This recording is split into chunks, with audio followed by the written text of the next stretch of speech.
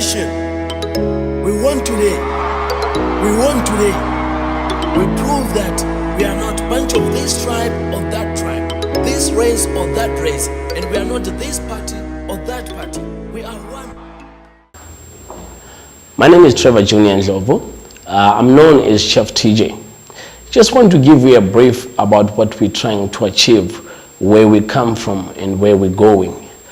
Growing up as a child from Bulawayo, which is the second biggest city in Zimbabwe, I used to do art. And when I talk about art, I'm talking about fine art, I'm talking about sculpture, I'm talking about stones, I'm talking about oil and canvas, I'm talking about the charcoals. So that's what I was doing as a child. So art has always been there. That was more like a salt, if I can call it that, or some kind of medicine to the wounds that I had, because I was brought out by a single mother.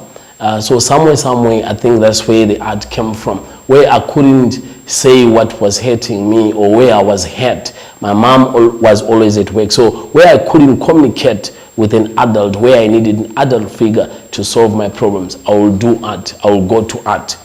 And there was always art, then there was food aspect of it, because I had to cook for myself and for my younger brother, and that's where the chefing or the love of food came from. I've always loved food, or in fact, it started almost like a force matter, because there was no any other thing than to do that. And then the food has always been there. The music has always been there. We were very poor, honestly, so we didn't have TV or stuff like that. The only entertainment we had was radio. So while I was cooking, then it means that I'm cooking, but I'm also listening to music. If I'm doing my art, whether it's fine art or whatever, I'm doing that, but I'm also listening to what? To my music. So music, food, art has always been there.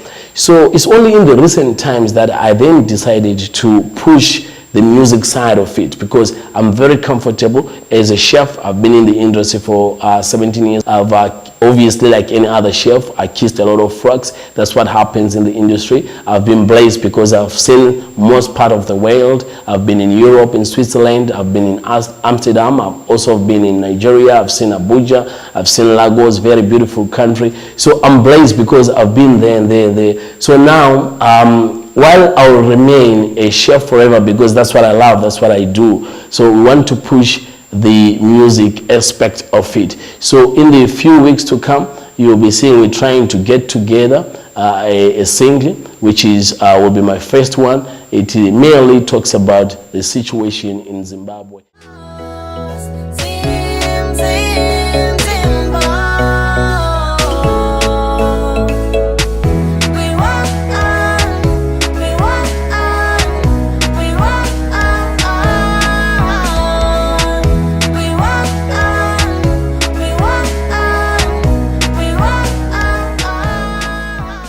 The song is inspired by the current situation in Zimbabwe. By the way, the title of the song is called We Won. Just want to get you through the idea of the song. We won basically does not mean that we won because the previous president is out, but we won means whether you are Shona, whether you are Ndebele, whether you are whatever you are, but we managed to be in one unit. And this song it also touches the base. So it's basically about the tribe, about the race, about the culture. So it didn't matter where you came from, but people managed to come together in unity and give their feelings a voice. So basically that's exactly what this song is about. The song is about unity. It's about what people have managed to do without littering, without vandalizing anything. So it is about that dignified manner on which what has been achieved is achieved. So we won, I repeat again, we won does not mean that we won because the previous president is out.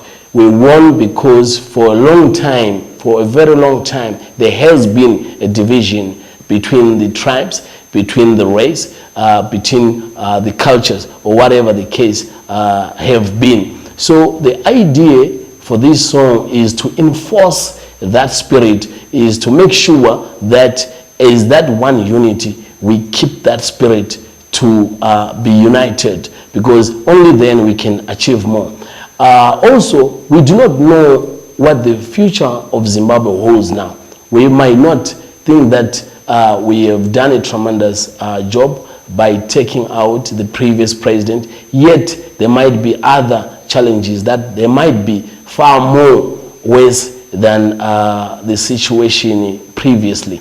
So we won't necessarily talk about the unity as a people, because also there is parties. We've got ZANU-PF, we've got MDC, we've got a lot of parties in Zim. So that day it did not matter whether you were coming from ZANU-PF or MDC or whatever the party that you came from, or whatever the tribe that you came from, or whatever the race. It really didn't matter. And all ages, that was the nicest thing again, all ages. Someone from primary school, from secondary school, from whoever, all people were there, everyone was there. So it was really, really beautiful to see all mankind in one thing, in one unity, giving their feelings a voice for the first time in 37 years. So that was what was nice. So the song really focuses on that rather than on the political party of situation in Zimbabwe. So all we pray for now is that we obviously very optimistic on what is to come in Zimbabwe. We're very optimistic, and we're praying for good things to come in Zim. But also we have to be careful. We don't want to just buy hope. Hope needs to be hope. It doesn't need to be a drama or to something that was created for us. So it needs to be true. So basically, without further saying anything, that was what the song is all about. We are one. Let us continue standing tall up straight with no bullets, no skin, and no language, but one voice. But more importantly, let us pray as our situation is more spiritual than physical. A dark force might be knocking on our door.